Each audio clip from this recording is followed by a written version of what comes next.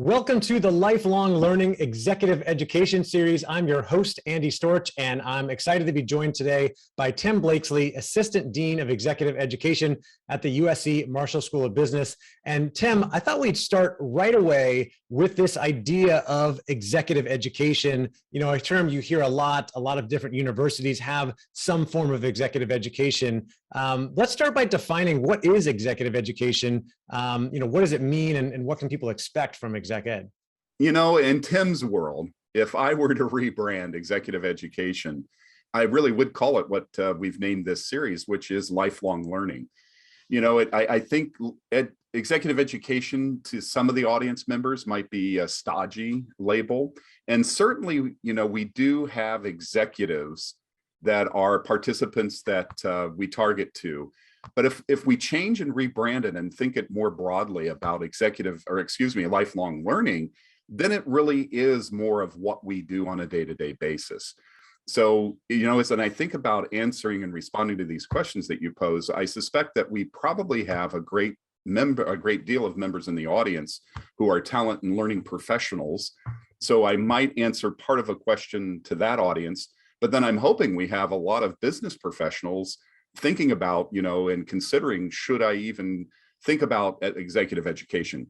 So if we think about lifelong learning, and this applies to anybody in this audience, you know, we live in a VUCA world, and I'm sure that many in the audience have heard that term over and over again, but just for those that don't, you know, this is that notion that came from the military that today's global economy, global world, and we especially see it in business, is volatile. You know, we don't know what's going to happen next, and the pandemic is a perfect example of that. There's uncertainty, there's complexity, there's ambiguity. So even if you've graduated from, you know, a university and have a degree, this idea that the world is ever changing, we need to remain agile and continue to hone our capabilities and stay ready for what's next. We constantly need to be evolving ourselves and staying current. And so that's where this notion of the lifelong learning concept, being able to, you know, attain, let's say, for example, you know, thinking back to this executive idea, we cater to and have participants who are probably early in career that are thinking about what is that next job opportunity. We have participants who are maybe middle manager who are mid-career that are looking to move up into that executive level. And then, of course, we have the true executives that we work with as well. Well, all stages of a career in business require us to either acquire new information and or also, what do I need to let go of, as Ram Charan talked about. So I think thinking about it as lifelong learning instead of executive education is probably the better way to define the term. That was a long-winded answer to your question. Yeah, I agree. You covered a lot of ground there. And, you know, it goes to something I think about all the time. You mentioned that we live in this, quote, VUCA world, you know, and there's things are changing all the time. And I think the days of graduating with a college degree, you know, like our parents possibly did, and then working in that same field for 40 years and never really needing to go back to school, those days are gone. I mean, if you don't do some type of learning throughout your career, you don't try to keep up with the latest things that are going on, you're going to be disrupted. Just like any company that doesn't try to innovate or try to keep up with the latest trends, they're going to be disrupted. And, you know, the whole idea behind this is we don't want individuals out there in the working world to get disrupted and fall behind, right? You know, that's a perfect way to think about it. Who was it that coined brand you? It was, you know, this idea that I've constantly got to be thinking myself as a brand. And your notion about lifelong commitment to an organization, we know that that's gone. That's been gone, you know, for over decades. That I, you know, committed myself to an organization and then I had a lifetime career within that organization. You know, as much as organizations want to retain and keep us, that commitment that we work on together just doesn't exist, because the next new exciting thing and project that I want to work on might be over here at another organization. If I'm not maintaining those capabilities, you're absolutely right. I'm going to be disrupted out of a career. Yeah, and Brand New is, of course, a book by John Turkis, I believe. And I also think of Dory Clark, who had a lot of content on this, including a book called Reinventing You. And she recently released a book called The Long Game, and it talks about all the different changes and pivots she's made throughout her career. And she recommends, lots of other people look at their career as this long game and be continuously learning, reinvesting in yourself, and reinventing yourself throughout your career. Because you mentioned going into one career for 40 years, doing the same thing, working the same company, that's not happening nearly as much as it used to, almost non-existent these days. And therefore, we've got to be thinking about, how do we keep learning? How do we keep getting better? How do we stay up on the latest trends? Now, you also addressed something in there that I wanted to make sure that we really hammer home, is because it's called executive education. A lot of people might look at that and say, well, I'm not an executive, so maybe this is not for me. But you said you really think of it more as lifelong learning. And this is something that is available to people at all different levels, right? That is absolutely right, Andy. So, on our particular department, and by the way, here at Marshall, executive education is the external facing part of the Marshall School of Business. So you can think about everything degree oriented, whether that be an undergraduate degree, which I know you are one of our Trojans, fight on, that whether it be your undergraduate, graduate, postdoc, what have you, happens on the academic side. Executive education is all about the business professional. Now that you've left college and you've inserted yourself into your career, we're the place to come to for that lifelong learning. So we work in conjunction with the university. So here's the amazing part of what I get to do. I get to work with these incredible research faculty as they continue to do their research and find out what's happening in the world. We get to bring them into executive education to do what I like to maybe call soundbite learning, right? So it's not a semester-long course. We get that same exact faculty to come over and be able to talk to business professionals in our programs, celebrating and bringing in the same kind of learning that they would bring into the degree programs. And sometimes it's cutting edge and more than what you might have gotten in that degree. So yes, we do service everyone at every stage of their career, probably not so much the individual contributor. We kind of hook up with you once you've gotten into a role where you now either lead and manage people or you're in that middle manager or looking to move up into senior exec. Which is a huge responsibility, and something I've noticed throughout my time in consulting for the last decade plus, and the work I do today with a lot of organizations, finding that it's very common for people to be good at what they do as an individual contributor and then promoted to manager, kind of with the idea that it might be more of the same, but really it's a completely different skill to be managing and leading people. And it requires very different skills and capabilities that are really less technical and more hard skills, soft skills, if you will, or our friend Josh Burson calls them power skills.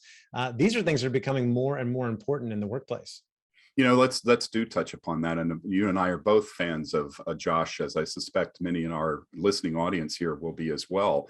And he also likes to talk about, let's stop calling them the soft skills. And so these would be listening and empathy. They're actually the hard skills to learn, right? Because to your point, once you move into management and you are now a people leader, getting performance from others becomes our number one job. And we actually here in the executive education are looking at something called humanistic leadership. We believe that as VUCA has taken over and the more and more that AI and machine learning replace sort of the tactical aspects of the job, what remains? Well, what remains are the human, capacities. It's things like innovation, creativity, problem solving, the ability to collaborate. And, we take that even a step further and think about diversity, equity, inclusion, and belonging. That in of itself is one of the hardest skills, because now we need to bring in and think about diversity, not just the way that I think, but the way that others think. How do I tap into that? Back to this idea of executive education seeming stodgy, we want to stay cutting edge. It's not yesterday's executive education, but how does today's leader, manager, executive need to think about the workplace and the capabilities that are required? Yeah, I'm glad you mentioned that, because the next thing I was going to go to, you mentioned the idea of traditional degrees. Obviously many people get that college degree, that undergrad. Many people go back to school and get the master's degree. I personally did my MBA at USC Marshall School of Business, as you fight on. But it's not enough, right? We want to invest in continuous learning. And some people maybe don't want to make the commitment to a huge degree program, but maybe want to still sharpen their skills and up their game. And there's a lot of different options out there. So what distinguishes executive education as an option compared with, other things that people could be doing? So I want to answer that in a couple of different ways. It's not just not wanting to invest in, maybe I don't need the full degree, but think about it. When you got your master's, the job requirements didn't require you to do everything that you got in that degree. And now you've got a new position. You need to go back and hone some of those skills that were taught way back when I remember the professor talking about that concept. Right. So executive education offers you the opportunity to polish, specific knowledge and skills that maybe you didn't need before. You may not have also been a graduate from the business school. Let's say, of course, we have the #1 cinematic arts school in the world, and I do say world, and we're able to do that because we have benefactors like last name Spielberg and Lucas. Right. Let's say you graduated from cinematic arts and you went into the field and you were an editor, producer, but now you've moved up into the business aspects. Mm-hmm. Now you need to add business to your knowledge of the industry. So there's multiple ways that you might come to us for the skills that you need. Now, to a second part of that answer is there's a lot of solutions out there and a lot of options. LinkedIn Learning, Coursera, there's MOOCs. Even the big brands, the Harvards and the Stanfords, offer quote unquote free courses. We think that's all fantastic and marvelous. I mean, myself, one of the ways I help stay current and knowledgeable is I watch tons of TED Talks. I listen to a lot of podcasts. But the difference is, right, that's increasing my knowledge and might go to helping me rethink my mindset. But when it comes to actually using those capabilities in the workplace, the investment of listening to a 20-minute podcast versus involving and going more deeply into content, that's when we're going to come into your needs, right? An executive education course is not only going to help you learn new information, but it's going to help you take that then back into the workplace. The other thing I would say, we've already mentioned Josh Bersin, something else he talks about is this idea of learning in the flow of work. We think that executive education meets you where you currently are and where you need, the learning that you need to know in that moment. He also talks about micro learning and macro learning. There certainly is the need for those 20 minutes here, 30 minutes there, but there are times we need that more macro exposure and deep dive into content so that I can really understand it and then practically apply it to something I know you and I are both fond of talking about, are the moments that matter. Yeah. Right? Bringing that learning specifically back to the moments that matter in my job and career and not just generically. I think another differentiator too is because, as you mentioned, there are a lot of resources out there. Certainly, you could be reading books and listening to podcasts and scrolling through LinkedIn, and you might be able to learn everything you need to do in your job if you're really good at taking in massive amounts of information and actually putting it into action. What most people, I think, want and are willing to pay more for is the ability to interact with an expert, someone who knows what's going on, and maybe a little bit of accountability as well, right? And I imagine in this program, you get that ability to interact with a professor who knows a lot about these subjects and a little bit of accountability to actually do the work versus I could listen to podcasts and read books, one after another. But if I don't sit down and do something with it and no one's holding me accountable to that, chances are it never happens. Right. Don't we live in marvelous times? I mean, just think about the access to information, being able to go to our tablet or our phone and immediately look up a topic and be immediately exposed to a ton and wealth of information. So to your point, part of the overwhelming amount of information out there is being able to tailor that and bring it into something that I can use back again to that idea of learning in the flow of work. So not only do you get access to our faculty, but part of what we believe in is something we call a learning journey, a high performance learning journey. You're going to take the content, you're going to analyze and think about your moments that matter. How can I practically take back what I'm learning? You're then going to get exposure to these phenomenal faculty members but you're also going to learn from your cohort that you go through with. So there's learning that happens on multiple levels, but what we help you do is tailor that into this learning journey so that you begin and deep dive and get started about, thinking ahead of time, how do I want to use this? You come into the content that itself. And by the way, our programs can range based on the topic, from maybe a half day to a day, all the way up to a 3-4 month journey, where you go back in the job and try out and practice in a safe environment. Again, checking back in with either your cohorts or the faculty and saying, this quite worked, but this didn't. Before then, I go back out into the job and use it on a regular basis. It's, to your point about a commitment, it's a different level of passively, listening to that podcast as I drive, to making the commitment to take out of it what I put in, not unlike a degree at that point, to say, I'm going to specifically use this to improve either myself, my team, or, have impact on the business. Yeah. And I love that idea of the learning journey and the high impact learning journey, and people, going through a journey, because we like that, right? As humans, we like to be going on journeys, right? We're going through a journey in our life and our career.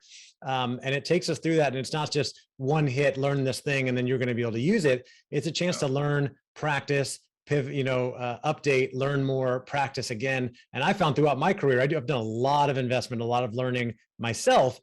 When I'm able to put things into practice as I'm learning them is when it really gets reinforced. And you and I both come from this industry, and we talk about reinforcing learning. For me, it always comes back to practice. Are you able to get a chance to practice and get feedback, and then adjust and keep moving forward? And these journeys make that possible. Another thing I wanted to ask you about related to this idea of executive education is that traditionally, and from my experience before you and I started talking about this, executive education came through the model of a company partnering with a university to bring in, an executive education program, or bring, 30 top executives from a company into that school for a weekend or a month or something like that. This, we already mentioned, is available to people at all different levels. It's also available for people to sign up on their own. If you're a manager at a small business and you want to hone your skills and become a better leader, learn more about diversity, equity, inclusion, belonging, that sort of thing, you can come sign up on your own and jump in. And I know that Marshall Exec Ed is committed to giving individuals value, as well as organizations that sign up for the big contract. So you're absolutely spot on. We have two, I'll call them lines of business, that you can access executive education, and you're absolutely spot on. We have our B2B, or our business to business side. We call that the custom side of the business. And that is more the traditional. We work directly with an organization that is looking to take an entire cohort of leaders. It's typically at a level that are looking to move up to the next level, and or perhaps we've gone through a major organizational change. And so there's a new strategy. We're trying to get the organization aligned with that strategy. So in those cases, we work very intimately diagnosing, sort of arm in arm with whomever the lead of that change or the lead of that initiative might be, to tailor and customize a program unique and distinct for them. The other way that you can access us is through what we call open enrollment. And this is basically a catalog of topics and solutions. As you'll see, if you went to our website, we do have, as I was talking about before, particularly an interest and a passion in this idea of humanistic leadership. And so we have a whole series of courses that look at, for example, innovation, psychologically safe workplace. We look at big data and how that's impacting how leaders now need to lead. All of those are open to anybody out there in the market that are looking to hone those skills, that can sign up as individuals. So we like to think, that we're holistic in the ability to service the needs of anyone that's looking for that lifelong learning that we've been so much talking about.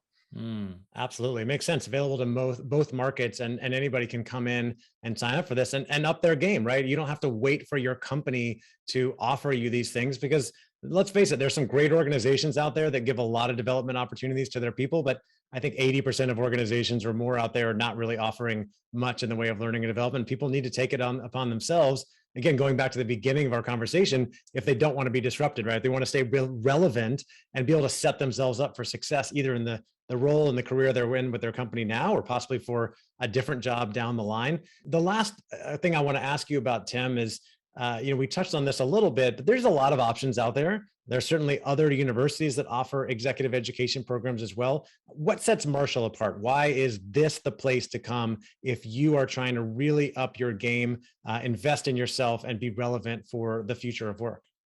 You mean aside from being in beautiful Southern California? Yes, indeed. If you wanted Because to some come people are for doing it. Some people are doing it virtually, right? So you can still be in the snow of Chicago and do your learning through Marshall, right? Absolutely. No, I say that just because we have such an amazing, gorgeous campus. We're one of 5 universities in the United States that have urban campuses right in the heart of the cities that they're in. But no, in all seriousness, and you're absolutely right. COVID has, of course, allowed us to expand our online portfolio. So first of all, if you are, listening to this or podcast or vlog, and you're in Chicago or you're in the East Coast, you now have the opportunity to attend a USC Marshall program that you wouldn't have, before if you couldn't travel. We, of course, still are looking at in-person, and when we're able to offer more of those in-person, because there is an advantage to coming in-person, learning, being with that cohort, being able to exchange ideas with people. But I would say the greatest differentiator goes back to that learning journey. Now, I recognize that many in the talent management community that might be listening to this know that learning journeys are not a new concept, but I think they're new to executive education. I don't know of any other US-based operation. There are a couple in Europe that are taking this learning journey concept to its full fold. But we're unique. When you talk about differentiation, we believe that learning should be, we start by answering the question, to what end? Why am I investing in this learning? Well, that learning should have an impact. Ultimately, it should have an impact for the organizations for whom we work, because I should be making a greater contribution, which then, of course, increases my, credibility and a reason to retain me. So it's a benefit if I'm investing in myself. Ultimately, it helps the organization. So when you say what differentiates us, I think all the brands. You can't go wrong with a Harvard or a Wharton or a Stanford. With USC Marshall, you're going to get that investment in that lifelong or that high impact journey, which contributes to your personalized lifelong learning. Oh, absolutely. And a big commitment to giving value. Anything else as we wrap up? Anything else you would add about, the importance of lifelong learning, executive education, some of the things that Marshall offers that we didn't cover so far? I would just say that just to make sure you're investing in yourself, that, whether your organization does it for you, if they don't, you personally should sit down. And I'm not big on New Year's resolutions, but it's some stages, over the year, pause and say, what am I doing for myself that invests in me as it relates to my career? I know you've written a book about careers, and I know you're a big component of this, that's that pause and look inward.